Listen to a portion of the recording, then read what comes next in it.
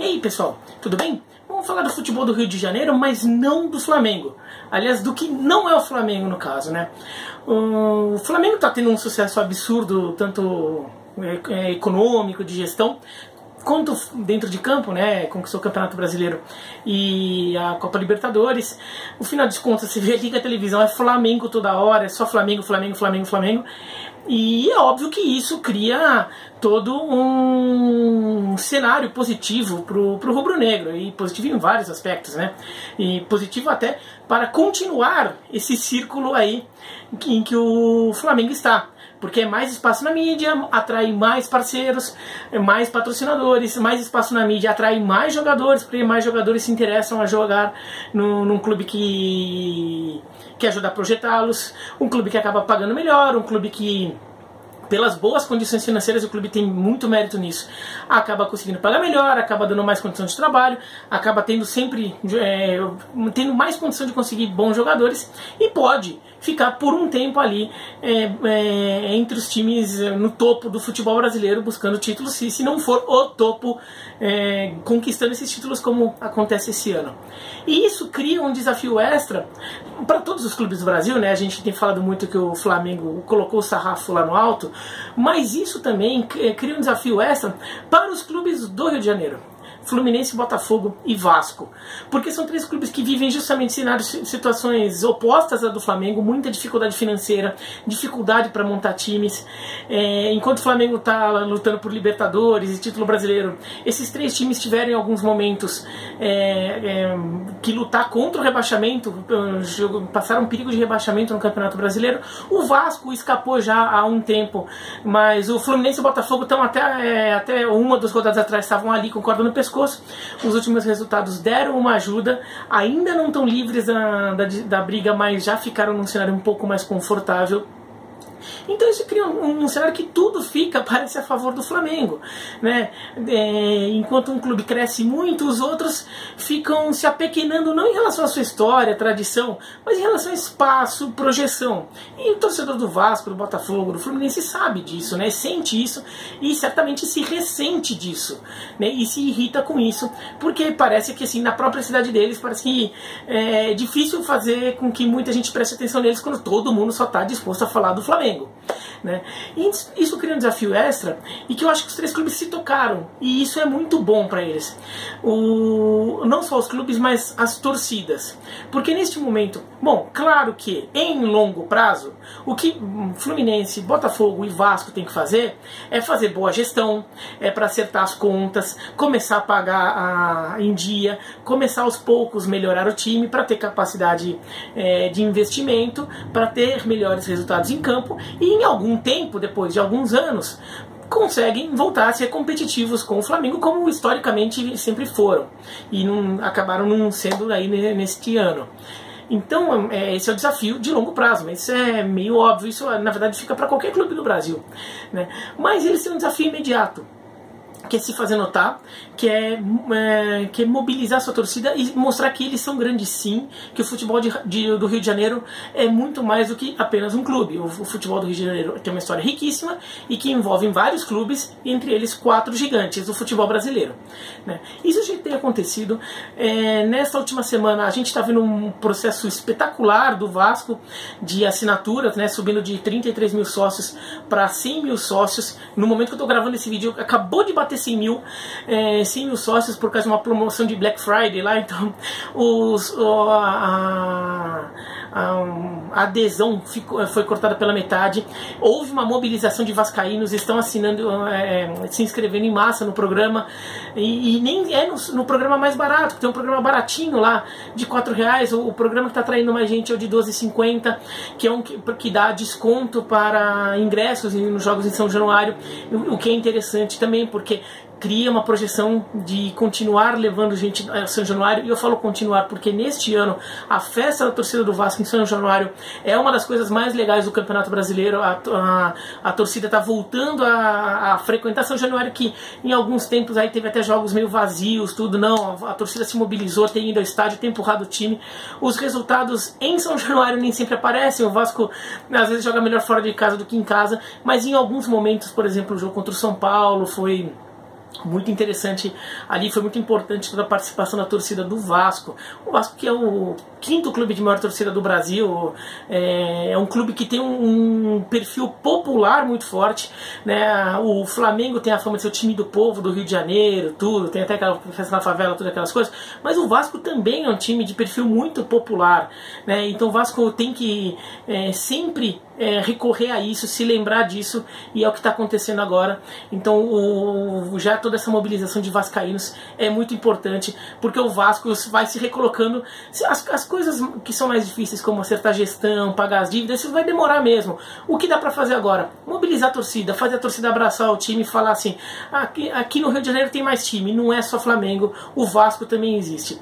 O Botafogo tem feito isso, a torcida do Botafogo, nessa reta final aí de campeonato, com o Botafogo ali sofrendo ali, começando a cair pelas tabelas ali, começando até a ter um time de meio de tabela, começando a ter risco de rebaixamento. A torcida começou a encher o Engenhão, uma coisa que não vinha sendo tão comum, encheu o Engenhão contra o Avaí, contra o Corinthians, levando bons públicos, e contra o Flamengo, né? Contra o Flamengo também, claro que até teve o lado negativo de até agressão entre botafoguenses achando que era um flamenguista infiltrado na torcida, mas o Botafogo ocupou o seu espaço. E tem um mote que eu acho interessante ali, que é o Ninguém Ama Como a Gente. Eu não vou entrar no mérito se alguém ama mais ou menos entre vascaínos, botafoguenses, rubro-negros, tricolores, mas o clube ele tem que dizer que ele tem algo especial. E assim, não dá para a torcida do Botafogo ou o Botafogo vender a ideia de que eles são uma torcida maior que a do Flamengo. A gente sabe que não tem. O que eles podem dizer? Que o amor deles é maior. Não sei, mas eles dizem, e isso vira um fator de mobilização, um fator que traz a torcida para perto do clube, para abraçar o clube. E o Engenhão, por ser um estádio em que as pessoas até hoje, o Newton Santos, que é um estádio que até as pessoas até hoje não estão tão acostumadas a frequentar, porque é fora de mão, é numa região que as pessoas não estão tão acostumadas, sobretudo o torcedor mais da Zona Sul, tudo, ou até da Barra da Tijuca, que é mais longe ainda, é um pouco difícil. Se de repente começa a levar bons públicos com frequência, as pessoas vão se acostumando, e o que parece que é uma distância muito grande, que dá preguiça de ir, tudo, de repente passa a ser mais natural encarar aquilo tudo, encarar todo aquele trajeto para ir até o estádio Newton Santos. Então o Botafogo está fazendo isso, também é um jeito interessante. Achei correto o Botafogo no jogo contra o Flamengo jogar em casa e só dar 10% para a torcida do Flamengo, porque o Botafogo tem que exercer o seu direito territorial ali. Ali o jogo é na casa do Botafogo, o Botafogo exerce o mando de campo, e ali assim, aqui é o jogo do Botafogo, a torcida do Botafogo vai ocupar esse espaço porque o Botafogo é grande. O Botafogo não tem que ficar dependendo de torcida de outro clube ali para encher mais o estádio ou não. O Botafogo tem que se impor assim. Até fez isso, teve esses problemas de briga de torcida, tudo que é lamentável, mas em relação à mobilização, a torcida começar a acompanhar o time mais de perto, tem sido muito bom, e que continue assim. E o Botafogo tem uma boa perspectiva de caso não seja rebaixado, o que é muito provável que ocorra, tem todo aquele projeto de Botafogo SA para o ano que vem, que dependia muito do não rebaixamento do Botafogo, e daí já teve o projeto aí de clube empresa que foi aprovado na Câmara, tem que ver o que acontece no Senado, tudo, mas o Botafogo até tem uma perspectiva mais clara de como fará esse ajuste de gestão, o que pode ser interessante aí neste momento ali em que o Flamengo ficou tão agigantado, né? O Fluminense parece um pouquinho mais atrás nessa mobilização toda, até porque talvez o Fluminense estivesse muito concentrado na fuga do rebaixamento, porque o Botafogo entrou nela nas últimas semanas e agora está saindo. O Fluminense esteve nela o campeonato inteiro, né? Mas o Fluminense agora parece tá tirando a cabeça para fora d'água, e acabou de lançou hoje é sexta-feira, lançou nesta quinta a Black Friday deles, né, também com 50% de desconto na adesão de sócio. Nos últimos dias veio a notícia de que voltou-se a se falar, voltou a caminhar dentro do clube o projeto de reforma das Laranjeiras, para as Laranjeiras ser ampliada para 15 mil lugares, o que daria para receber alguns jogos menores, né, com menos apelo de público ao longo do ano. Também é uma coisa interessante, porque como cada um tem seu mote, né? O Vasco é um time de massa também muito forte, um time de apelo popular muito forte, e tem o seu estádio próprio, um estádio que tem toda uma história por trás, né? De como o Vasco construiu esse estádio. O Botafogo pegou esse mote aí de ninguém ama como a gente. O Fluminense tem a sua história, uma história que normalmente orgulha muito o torcedor tricolor, né? A história da sede das Laranjeiras, os vitrais franceses, a taça olímpica, né? Toda uma história de pioneirismo no futebol do Rio de Janeiro que o Fluminense tem, e as Laranjeiras representam muito isso. Foi o primeiro estádio da seleção brasileira, a primeira casa da seleção brasileira, Copa América foi disputada lá, o Brasil conquistou títulos ali, né? Então voltar às Laranjeiras é uma coisa especial, ainda que seja para jogos pequenos. Também não dá para achar que você vai fazer um estádio de 50 mil lugares, onde hoje é as Laranjeiras, né? Mas o Fluminense tem sua casa, seu lugar para os jogos menores, e usa o Maracanã como já vem usando para os jogos maiores, e mobilizando a torcida para isso, para conseguir botar muita gente no Maracanã também.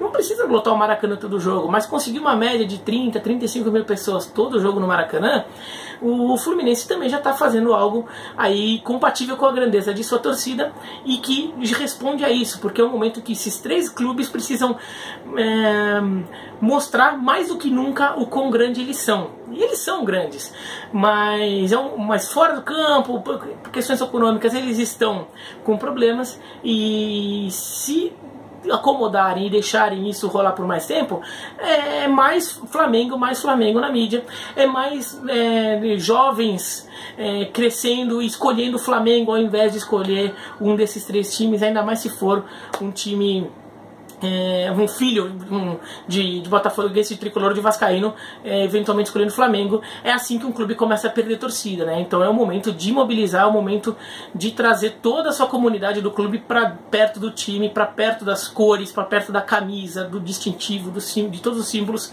que envolvem esses clubes. E isso tem que ser tratado como algo prioritário. Claro, além de ter um time em campo, algo prioritário. Além do ponto de vista de gestão, de acertar toda a gestão para conseguir acertar as coisas e ter dinheiro, tudo para em breve, ou não tão breve assim, conseguir competir com o Flamengo, mas trabalhar muito nessa questão aí de trazer a torcida para perto e fazer a torcida entender isso. E eu acho que essas três torcidas estão começando a entender que também os próprios torcedores ligam a TV, vêm o Flamengo, eles ficam irritados, eles precisam demonstrar, eles precisam gritar que torcem pro Vasco, pro Botafogo, pro Fluminense. Em nenhum momento isso é tão importante quanto agora. Mas é isso, então se vocês gostaram do vídeo, dá joinha, se não gostaram, dá um desjoinha, se inscreva no canal, clica no sininho e escreve aqui embaixo o que vocês acham, tá bom? Um abraço e até mais.